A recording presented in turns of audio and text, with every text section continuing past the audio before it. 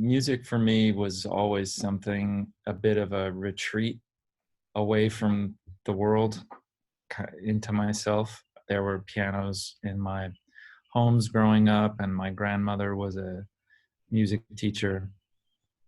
And so music was around, and I really developed my own relationship with the piano. I took piano lessons, but was a fairly terrible student. For better or worse, I just wanted to do my thing with it, and I didn't want it to turn into a thing where I was practicing, and it was about discipline, and it was about playing other people's music. I remember I was just sitting and noodling around on the piano one night, and my grandmother said, "Don't you want to learn how to play other people's music?" And I thought, no. It's just such a strange thing. I realize now at this point in my career that's a fairly foolish attitude to take. A bit of there's a bit of hubris in there. And there's so much that you do learn from studying other people's music and learning how to play other people's music. And that's actually how you improve.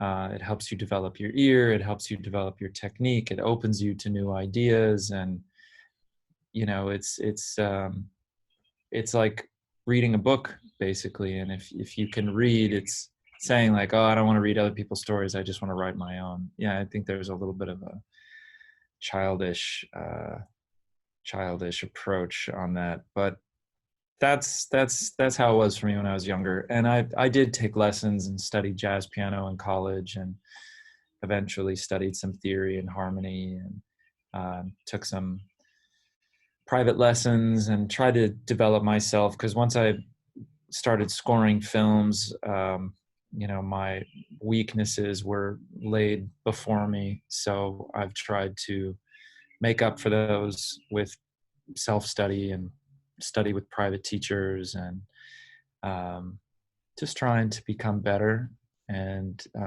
develop competence, because I didn't grow up playing orchestras. I didn't grow up with classical training, people rapping you on the fingers when you messed up. It was just kind of me at the piano. But on a positive note, I do think that tether is still there for me, and it's a deeply personal connection to music, and